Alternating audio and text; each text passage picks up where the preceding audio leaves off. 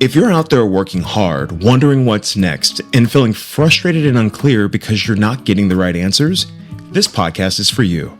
Stop guessing and start building a future you actually want to be a part of. Welcome to the Be Future Ready podcast, hosted by Sarah Price, brought to you by Living Your Strengths. And it all starts now. Hey, friends and family and audience. This is my really, really good friend, Debbie. And we've known each other for probably over 25 years, right, Deb, at this point? Yeah. I think. Yep. And we got on the video today on a Sunday just to catch up. And we started talking about our kids and strengths and college and all the things. And I said, let's just record this because I think this would be so valuable for parents. We just love talking about this stuff and catching up. And so we just want to share all this goodness with anyone who's interested. Debbie is the founder of Guide Us Educational Services. And Deb, I would just love for you to talk to everyone about what you do, how you got involved in this, and just like why we love connecting. Yeah, well, I want to say Sarah and I met in our 20s, and it's just funny because everything comes full circle. And now we're sort of helping kids this age, right? Sort of this high school, college age students. And it wasn't too long ago when you and I were that age. And Yep. So everything kind of comes full circle. So I started out as a high school guidance counselor in a couple different high schools in New York City.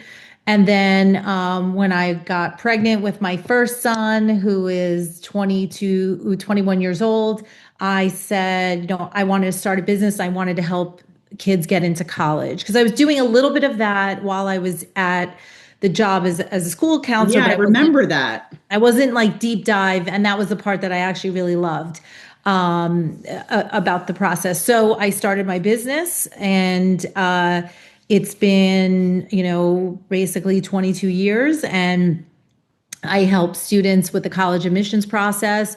I have a team of advisors that work with me, and we each have our own sort of specialty of what we're good at, and we help students with the college process pretty much from the beginning until the end with applications, essays, figuring out the best college fit, and sort of every little nuance in between.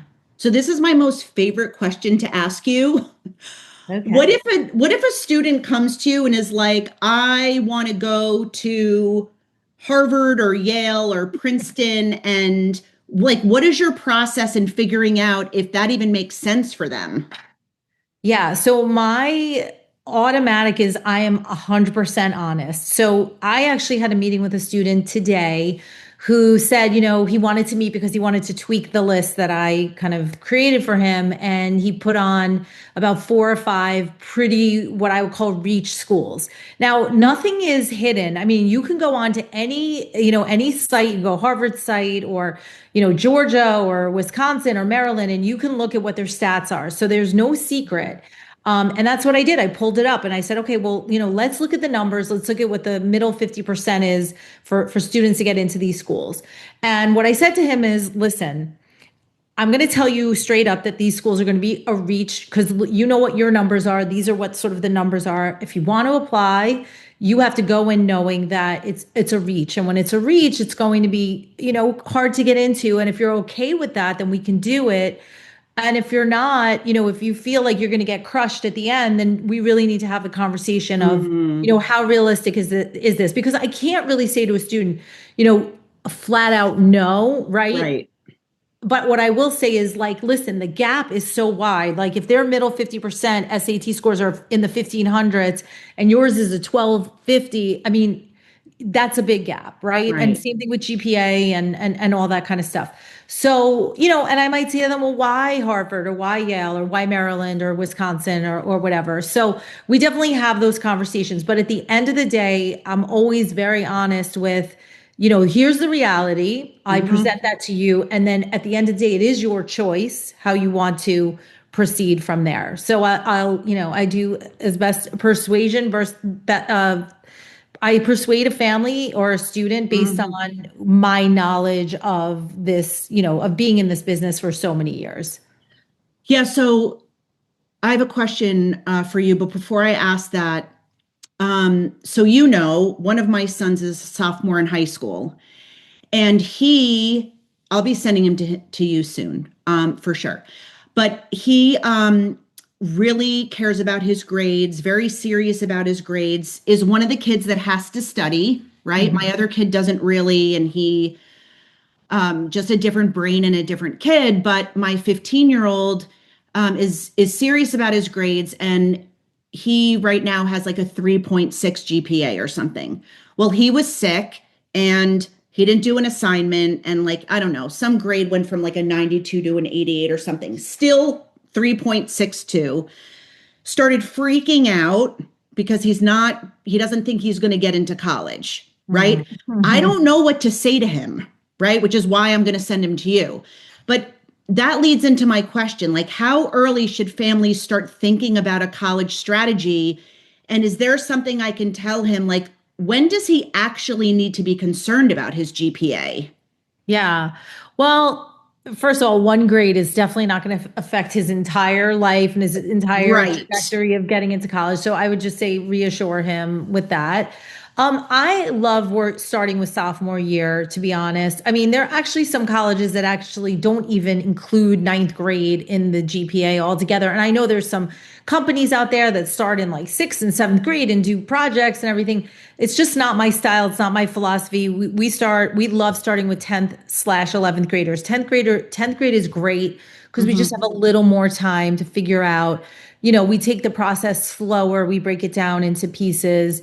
But as far as, I think it's sometimes meeting with a counselor and kind of laying it out and being like, wow, with a 3.6 GPA, look at all the options you have. The student actually feels better because they're like, oh, wow, I'm going to get into college. And, or maybe as a parent, pull up whatever school, that he is interested in and say, what is the middle 50%? And if it is like between a 3.4 and a 3.7, and he's right in the middle, you can reassure him for that. All the information is out there and it's online. So that's kind of, what I would say. But yeah, it's good for students to definitely work hard and to be conscientious about, what they do and their academics, but not to the point of, total anxiety, for sure. Yeah.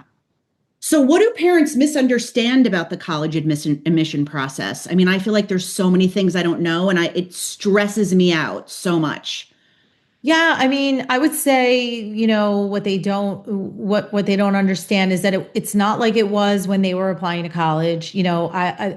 I might say a name of a school and they may think like, oh, that school was kind of a blah, blah, blah school, and it was an easy school, and that easy school is now a pretty competitive school. So what I think they're not understanding is the,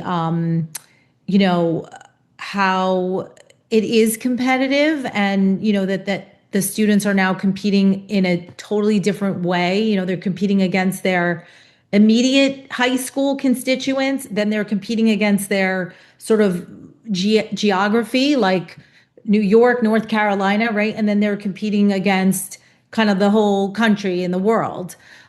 So it's really just, understanding that it is a little bit of a different world. I'd say it's harder and more competitive. I mean, for me, like, I'm constantly meeting with admissions reps. I'm constantly having conversations with them because it changes. A school like University of Indiana, used to be, kind of like your average kid, no problem getting into the Kelley School of Business. All of a sudden this year exploded. They are so competitive. The stats are different. So it's evolving. It's constantly changing. So it's really just understanding that there's nothing is the same. Oh, my friend's kids got into the school 2 years ago. Even if a sibling, sometimes it's like, oh, my older son got into the school last year, doesn't mean that the next kid is going to get in there. Is really going to be dependent on, factors, right? Yeah. Not just grades, but grades are definitely most important, not just SAT scores,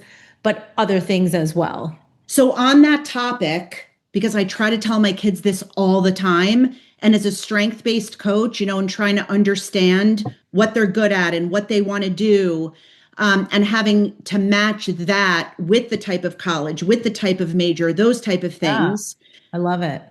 I mean, what do you tell parents or students when they come to you about, and this is something I've been talking to my son about, it's like, well, if I just get A's, I'll get in, right? And then I've been saying, you can correct me if I'm wrong, Deb, but like, that's not all. Like you need to do some community service. You need to show you're like all around person, not just like your academic. And I know that that's what employers want eventually, right? Which is a little early for my 15-year-old, but I know they look for the softer skills, not always just for the GPA per se. So when parents or kids come to you and they're like, well, I have a 4.0, but I've done like nothing. Like, what do you tell? Is that good for some schools, not good for others? No, I mean, doing nothing is never good. You always want to do something.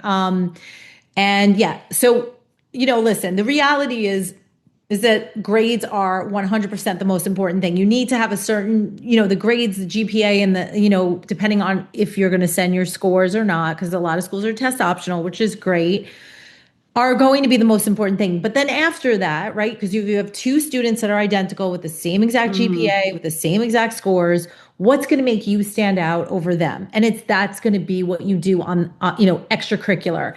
And I wouldn't, well-rounded, I don't necessarily think it's well-rounded. I really think it's, again, being aligned with what you love and what you're good at and what you do. So I'll give you an example. My son, I'm sure my kids are not happy if I use them as examples, but my younger son loved to cook, always cooked, right? I mean, he would cook dinner for us, he would cook.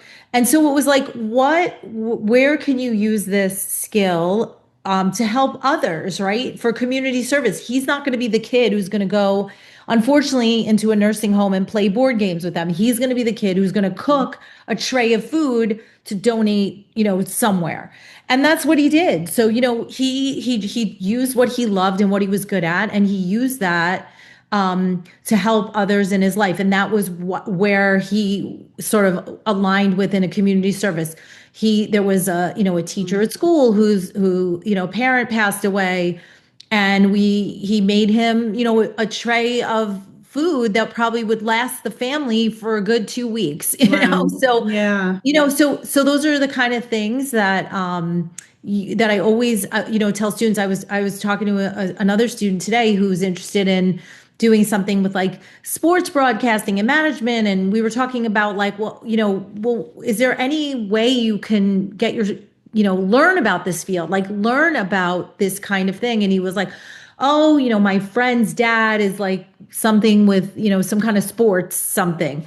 And it was, I'm going to reach out to him and see if maybe I could shadow him and learn about him. And those are the things where, again, they're genuine, they're real, right? They're organic. It's not like, like if your son loves CrossFit or then do something in that world. Maybe CrossFit has like a way to reach out to the community. Maybe he's teaching the classes at CrossFit. So anything that he's good at, that he's talented at, that's what's going to make the students stand out. And that's the same thing with like writing their essays or writing their, or putting their application together. It's organic. It's not like this school wants this. I don't believe in that. I don't subscribe to that. Like if you want to go to X school, you need to do this. I don't agree with it. You may not get into that school, but then that isn't the best school for you. But it should be organic, and it should be the things that you love. And then you should put yourself out there. I do think students should, if you love cooking, cook for others, or if you love exercise, figure out what you're good at, and then, incorporate that into things that you can do for your community is always going to be amazing, to do in the world of, in the application process. All right. That's so, so helpful. That just reminds me, I'm working with someone who's in college right now, and I'm helping him with his resume in LinkedIn because of applicant tracking and AI and all this stuff. And I want to ask you about AI and writing essays in a second, because I'm sure that's a hot topic for parents. And so many kids have access to, well, everyone has access to it now, and it's not going away, right? And he is in school, but he's working full time at like a fast food place. And he's really down on himself because he's Oh, like, well, who's going to look at me? I work on this fast food place. And I started asking him questions. How long have you been there? Have you gotten promoted? He's been there for 6 years, gotten promoted oh, like four wow. times. He's been like employee of the month many times. And then I Amazing. said, those are soft skills. Those are competencies. Those are Yeah. signature qualifications, right? That are going to help you get a job. And so starting that early to help them get into college too. So it's just relatable at just all through graduating high school into college and then after. It's just so relatable. So talk to me about just anything you want to tell us or parents about AI and writing essays and all the things. And can colleges tell you if you use AI? Like, what are your thoughts? Yeah, I mean, I'm still learning myself. I will say that, from kind of, meeting with reps and talking to them, it's definitely, we don't encourage AI. We still we work with our students and help them create their essays from their voices, from their experiences. Um, and, I do believe that some colleges are starting to incorporate AI, detection, and I think it's something that's going to grow. So I Yep. think the default is just don't use it. Just don't Right. use it. Just use Um, your brain. use your brain and you'll just stay safe. Because again, there's so many things that evolve, and this is definitely one of those things that is Yeah, for evolving sure. for All sure. right, that's really helpful. Yeah. So, how do you help students choose what truly fits them and not just rankings? Like they come to you and they don't know what they want to do. Like, do you help them figure that out? Do they figure it out on their own? Yeah. In terms of like a college list, like where to Yeah. go. Yeah. I mean, so both. I think some students come with, kind of like a list, a small list, or ideas of where they Hmm. want to go based on what they heard of or what their friends are getting into. Well, I think a lot of students are influenced by, kind of where they're living, where they're going to high school, where their friends are getting in. They're sort of like the talk of the town. Yep. So, we take that into consideration as well. And then, when I make a list for students, if they do have an idea of what they want to do, I was just working with a girl earlier today who is interested in, like speech pathology or potentially like Hmm. occupational therapy or physical therapy or medical. And then, when I put together a spreadsheet, I link the programs to the list of schools. And then I tell them, really spend some time and look at look at the courses, look at what a speech pathology program looks like. How long would that be? Really think about like how long do you want to be in school for? And do you want to do a master's program? And, all these things. I try to get them to sort of think about it from the beginning. And then there's just a lot of students who don't know what they want to do, which is common, undecided. And then that might be just, well, what kind of environment are you comfortable in? I always like when students visit schools if they can. And, Yes. sometimes they can't get on an airplane and go to Indiana, but they could drive to Rutgers, an hour or so away and see what a big rah-rah, I call rah-rah, school looks like with a big sports culture and football games. And, I had a family who said, my son just went to see Penn State and they went to this game and it was like crazy. And they did all the whiteout and the we are and all that. And, he's like, it's not really for me. So I think Right. it's important to really understand the culture of a school. And the best way to do that is, to visit, if you can connect with people that go to the school, whether it's friends or now through social media. There's so many ways to connect. There's virtual tours too you could take. Virtual tours are great. I love it. I'm actually doing a webinar this week on, ways to show that you're interested in a school. And if you can't visit, yeah, I love the virtual tours. I mean, you're not going to get the vibe as much as you would when you walk Right. on campus and you see the kids, but you could definitely get a sense. You could look at buildings and see what programs are like. So doing as much research as you can. And again, coming back to the question you had before, this is why 10th grade is a great time to start because 10th grade, we have a little more time to learn about the different schools. Yeah.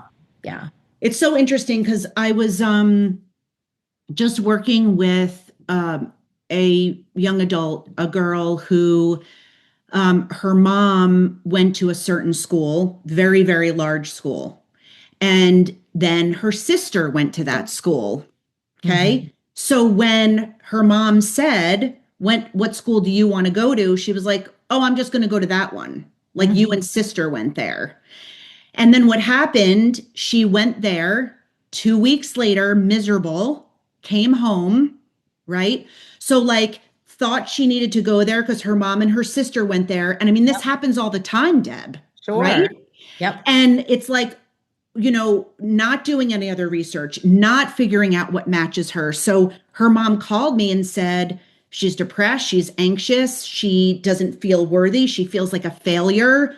I went to this school, her sister went to this school. So for me, and what I do is I ran her strengths and saw how she thinks, feels, and behaves. She That school was the worst fit for her.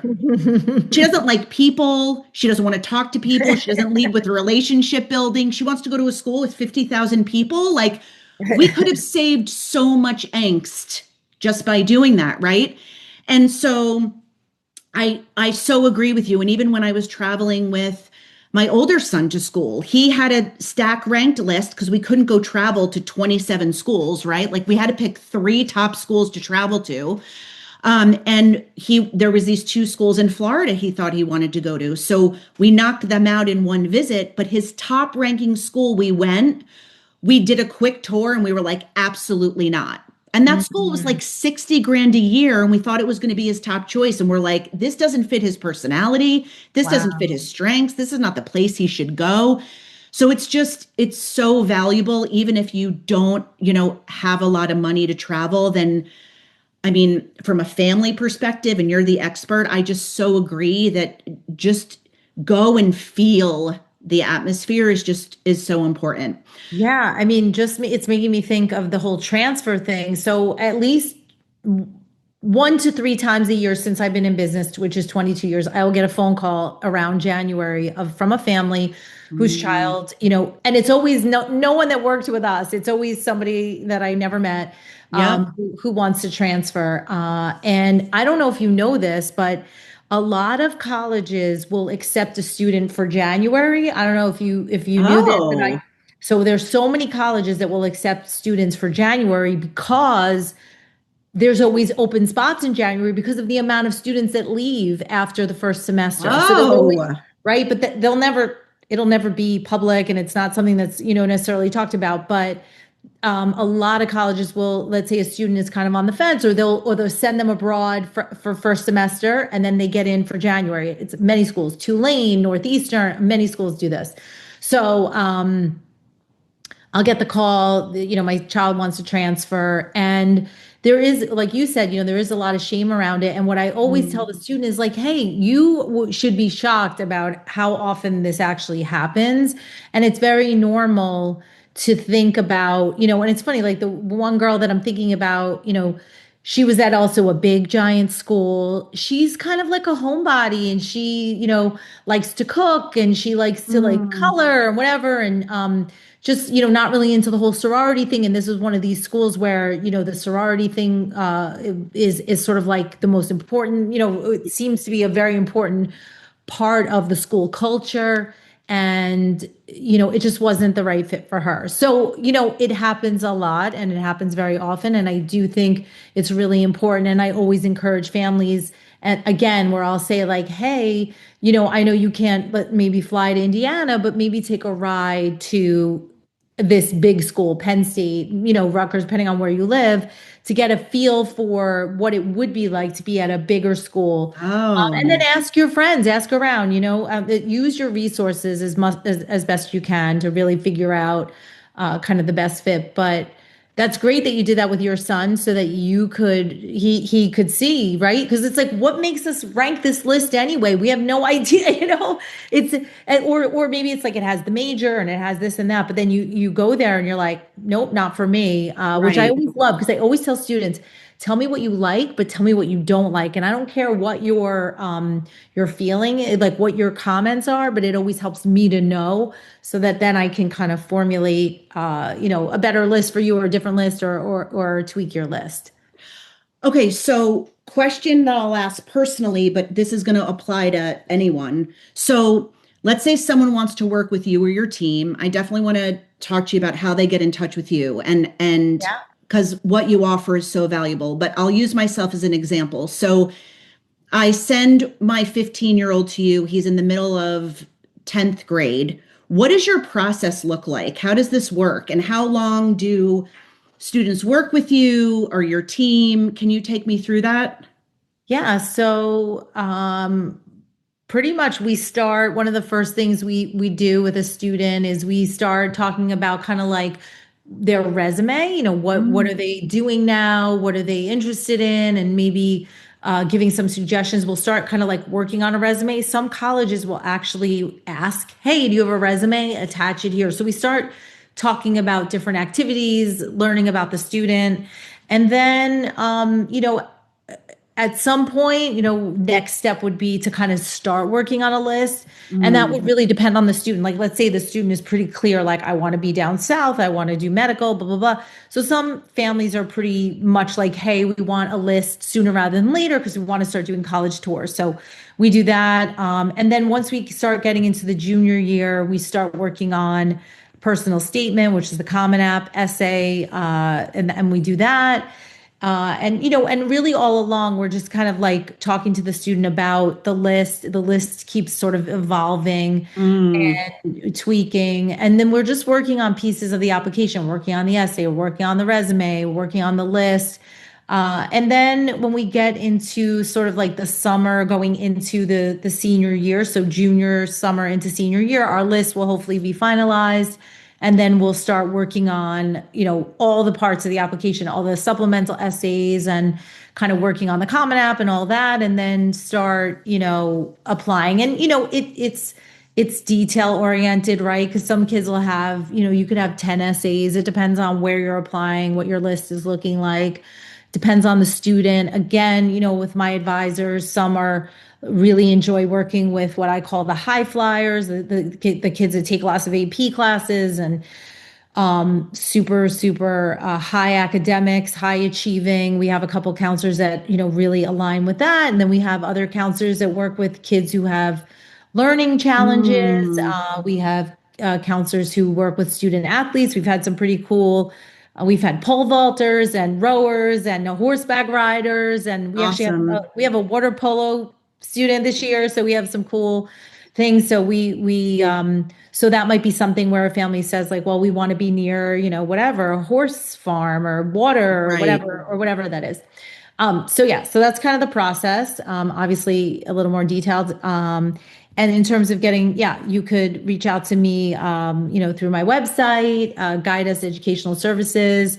And then we get on a call, we talk about your student. And then I actually we do a free Zoom call with a counselor that I think is a good fit for the family. And on that Zoom call, both the advisor and the family determine whether or not, they want to work together. And if you want to work together, then there we are. So I always like that because I think, again, it's like the whole thing about being the right fit, right? Being the right fit as, we're spending with you from, let's say, middle, 10th grade all the way until you graduate from high school. It's a lot of time together. If I have a parent, I'll tell you that the clients that are not good for our company, if a parent calls me and is like, hey, we need someone to crack the whip and get my kid in shape because I want him to, and I'm like, we don't do that. We're not cracking whips. We are not like, we will keep your student organized. We'll keep them on task. We'll keep them on time, but we're not going to like, have the come to Jesus talk with your kid and, set them straight. Like, that's not what we do. We're like a partnership. We want the student to be excited about the process. We want them to enjoy working with their counselors, to form a really good relationship with them. I would say that maybe that's where there's strategy to what we do, but I also think a lot of the counselors that work with me and for me have a counseling background. So they have a really good, the soft skills and the personal touch that really makes the process really nice for them. I always ask for feedback from families. And the feedback that I've gotten has been really super positive. So we just kind of keep doing what we're doing. Great. Well, I'm so glad that we just decided to record this because we talk about this stuff all the time, and Wow. you're just so smart and so good at what you do, and I love that Thank you. we do we're concentrating on our young adults and we're concentrating on this next generation, and I just think that's so critical. So, Yeah, I mean, I love um, what you do. I love how you help support students and, with figuring out their strengths and what they're good at so that when they graduate from college, they know like what they want to do with their lives. And I think, it's very special what you do too.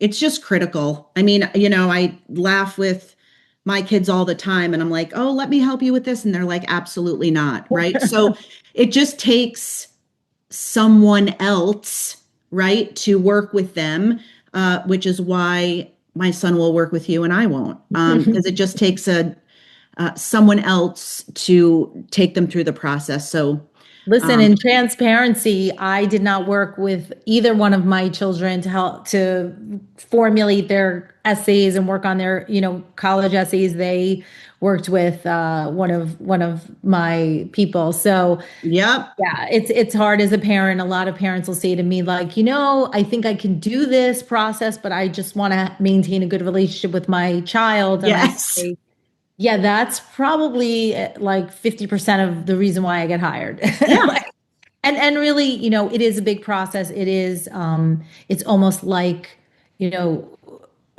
like another course in high school. yes, It's a lot of work and it's a lot of time, it's a lot of effort. And, we do spend a lot of time, myself and my other advisors, really learning about the colleges and really understanding nuances. So, because I feel like I want to know what I'm talking about. So I for love sure. There's talking to one the thing reps is and learning. like Yeah. I had helping my older son. There's just so many deadlines too. Oh, As a yeah. parent, I don't want to be in charge of like those deadlines and like And nagging my kid to meet the deadline. yeah, for sure. So, we really just try to do a lot of stuff super, super early. So we don't even like get to that place. Yeah, But, there's always going to be the student that's sort of like, and so we gently, guide them along with structure. So it works, for sure. But yeah, well, thank you so much. I love that we got to chat today and yeah, I why love we not? got to connect. Hopefully it helps everyone and we'll keep talking about these topics. We'll just change the world together. Great. I love it. Thanks for joining us. Now, take the momentum and share this episode with someone in your world who's ready to stop guessing and start building. For personalized one-on-one strategy, book your free consultation with Sarah at livingyourstrengths.com. New episodes drop every Monday, so hit follow and never miss a breakthrough. Now go live in your strengths. This podcast is filmed at the Make Your Day Richer studio and edited by Richard Wilmore.